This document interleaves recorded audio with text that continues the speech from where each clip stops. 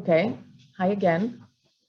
So I think today you will see a little bit of coding.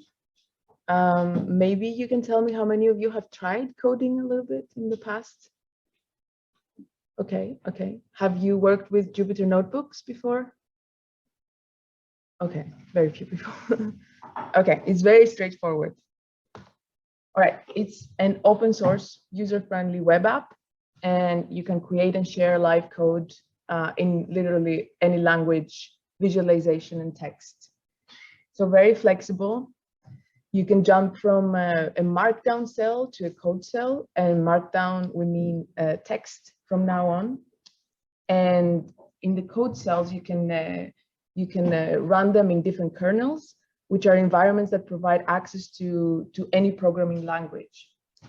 By default, it gives you a notebook in Python, but you can of course add and install R and other programming languages to switch your kernels. And I will show you a brief video. So here you can see I'm inside in the web app basically, but you can see my files. All the ones that end up with IPy and B are Jupyter notebooks because it's written in IPython, that's the language that's interactive, and notebook NB stands for notebook, of course. So here I'm going to click on the gray inactive files, and you can see on top that I have a lot of options to duplicate, rename, move, or delete the files. And then I have some green ones that are currently running that I can just shut down, view, or edit, or again delete. So here I'm going to create a new notebook on the right, top right. And here you can see that these are the different kernels, Python 3 and R. I have also installed R in my computer. And then here is just some Conda environments. It's just different environments that you shouldn't be worried about currently.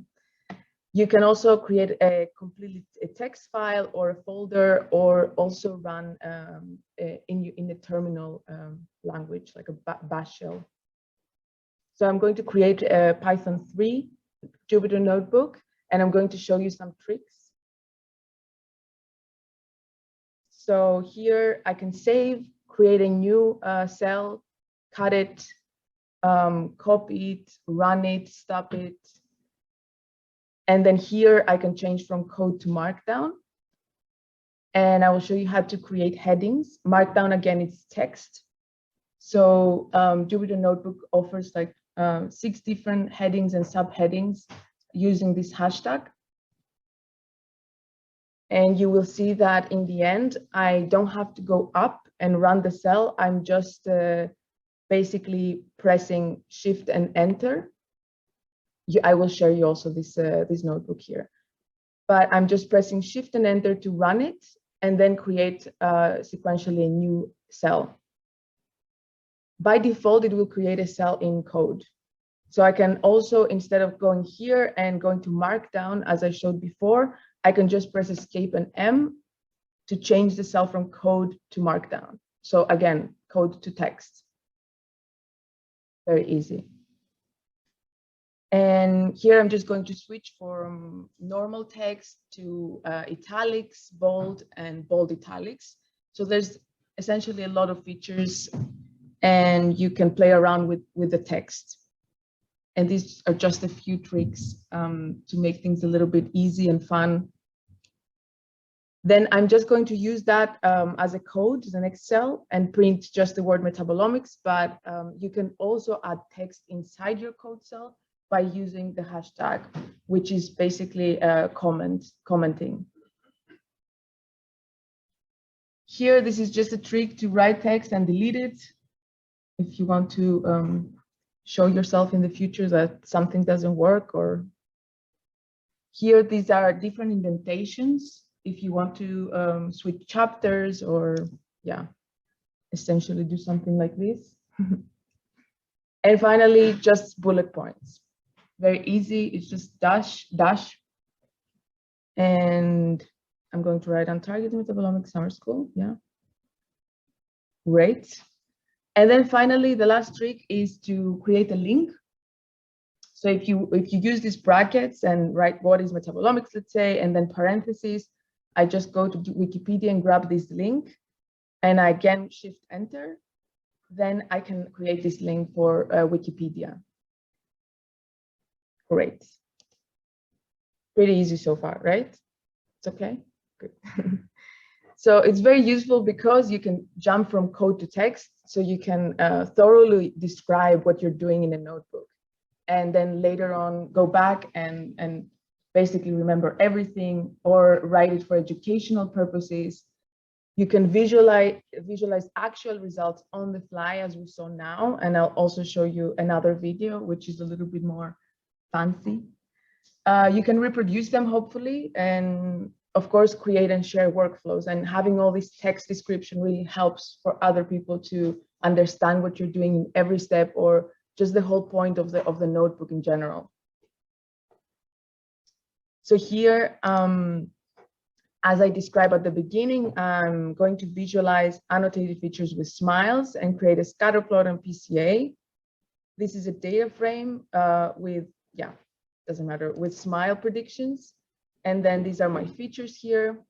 In the intensity, I create a simple scatter matrix here that's interactive. And then on the next cell, I'm creating a scatter matrix with smiles annotations. That's again interactive. If you want, I can share it with you also. I think it's really cool. And then a PCA with smiles. So you can see that on the fly, you can create these visualizations. You can even create sound, text. That's about it, I think. Yeah. So the installation is also really straightforward. So you can just go to that link and basically choose the Anaconda application for your operating system. And that will give you, an application that looks like this Anaconda sign. And it has Jupyter notebooks. What else? Basically, all the stuff you need for data science. Right, yeah. Yeah, quite a lot of applications in general, like maybe some other editors that you can use on your local desktop.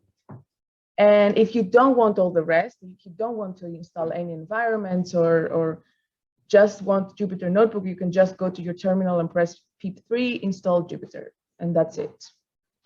And then if you've installed it correctly, you should be able to open a terminal and just type Jupyter Notebook, and then your browser will redirect you to the web app. And again, here are my files that end up with IPy Notebook, and these are the ones that I created from Jupyter Notebook.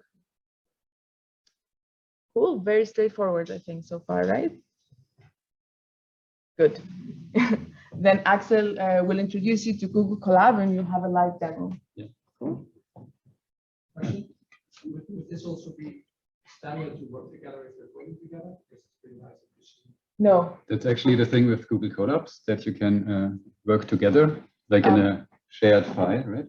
No, so it doesn't stand for collaborative. It stands for collaboratory. And I don't think you can work at the same time together in a notebook. I think it has some time delay, no? I tried it with some coworkers, and it works, quite good. Yeah. Great, if you're not too many persons and not changing the same stuff at the same time too much, it's actually fine. Okay. So it's a bit like Google Docs that you can just work together. Yeah, it's running in the cloud, and you don't need to install anything on your local computer, and therefore it's very nice also for this situation here in this workshop. And you can also prepare a notebook and install all the requirements already, so people can just use it. Yeah, and we will have a live demo now. That's it. Yeah, if you want to open a Colab, of course you need a Google account. And if you just Google Colab, then you will get right to that page here. And there you can already see your notebooks that you're working on at the moment. But for this demonstration, I will just open a new one.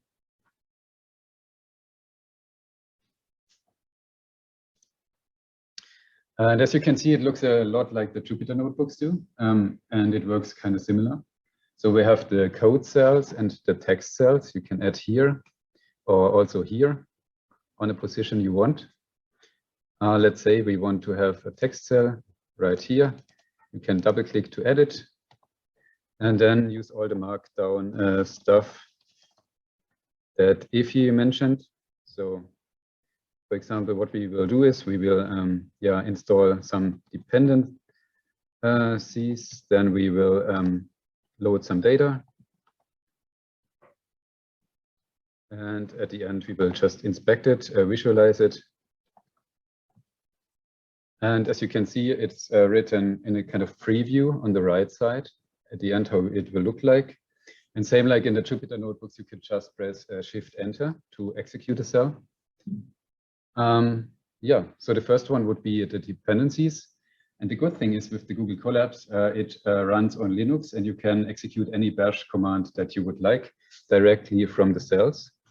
You can do that if you use the exclamation mark. So let's say we will just print something to the shell here. Let's say metabo, and we execute it.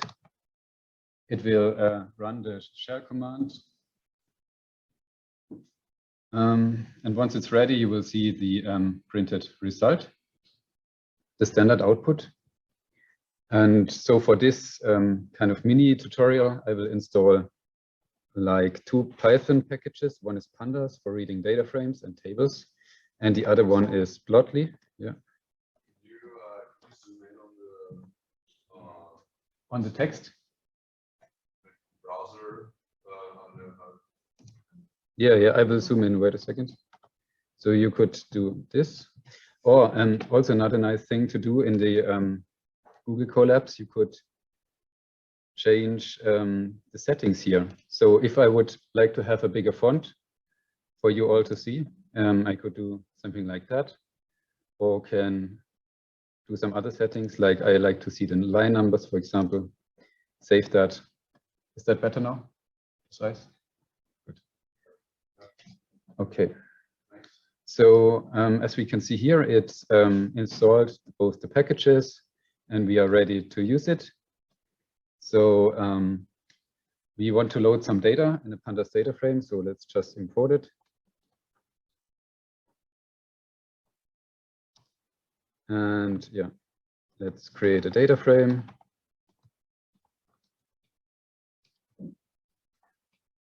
And the good thing with Google Colab is that it already includes some example files that we can use.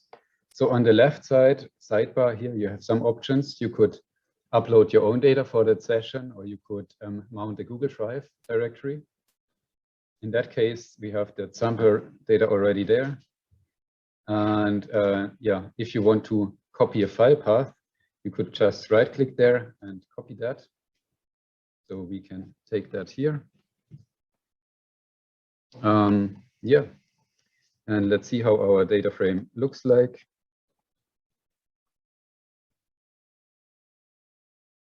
We'll already get like this nice data frame printed here. And the cool thing is they also have this magical button here. You can press and then your data frame will be interactive, which could be very useful for inspecting your data. So you could also sort it or apply some filters here and it will automatically update. Let's see. No, I think you can't. With the magic, no. But of course, you could change the data frame directly. I think it's just a visualization filter tool. Yeah, let's see. We have some variables also here. So we can see, inspect our variables that are currently active, our data frame there, and some information on it, which is pretty handy. And if we want to do stuff with it, yeah, let's just plot it interactively. Therefore, we use plotly.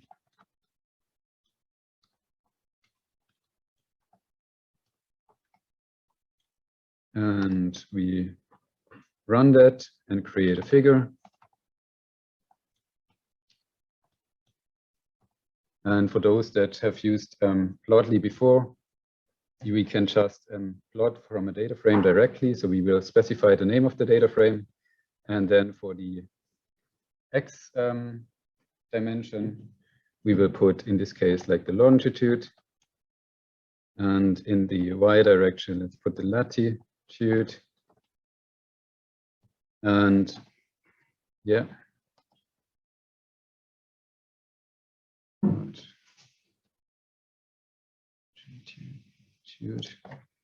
I spell it correctly.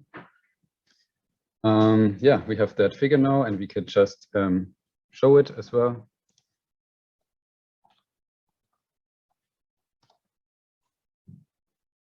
And as we can see, this looks kind of like California, because the data frames, the data sets were acquired there. And if we want to make it more useful for us, let's add also like a colored information. Let's say we want to look at the like the median house value. That would be interesting. Value. We can also do that. Yeah, and we will get the nice coloring, and we can see where the houses are expensive in California, obviously. Jesus Christ. Oh, cheap, yeah. Yeah, so this is very useful. If you want to plot your data, you can also save these figures here, do everything with it. Other interesting stuff to do, I would say, is you have here this kind of find and replace functionality, or you have your topics in your notebook. If you have a lot of notes, which you should do in the notebook and also document what you're doing, you can use that to move around. Another interesting thing to do is like you have a lot of options. So let's say you have tools here, the command palette, you can do anything you want. Just if you want to do something, check out if it's there. You can also open it with Command Shift P. And yeah, of course, if you are ready with your notebook, you need to save it, and you need to save it in your local drive. Otherwise, all the changes will be gone. Yeah.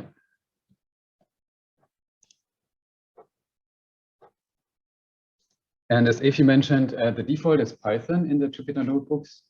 And you can also launch an interactive R notebook when you click on that link here. Or you could just go into the Google Drive and open the predefined workbooks. Yeah. Are there any questions? This is somewhat similar as a Git. No, it's not a Git. So it's just a file that you are working on. And version control is similar. I don't know if it has version control included like the Google Docs does. Yeah, but you don't have branches or whatever. You just work on it, and the data gets saved in your Google Drive. Then. Yeah, I think if you don't save them up there, maybe you can correct me if I'm wrong. The changes will only remain for 12 hours. Mm-hmm. So it will not save your changes. So it's very important that you have a Google account so you can save what you'll be doing today in Drive. Yeah. And if you have any issues with the Google Notebooks, just ask us and we will hopefully help. And I think, Yeah. So just if you have, some of you will have your own data, of course, and you'll need to upload them as Axel showed before. So again, you have to go to this directory on the left, and in the sample data, just right-click upload, and just upload them from your local PC. Yeah, one important thing is if you do it that way and upload it just to that session, the data will be lost if you after a while. So if you want to have it permanently, you should upload it to your Google Drive and mount that drive. Yeah. Cool. Cool. And then maybe you can start your Google Colab now. So if you go to this link, just to make sure that everything works. Yeah.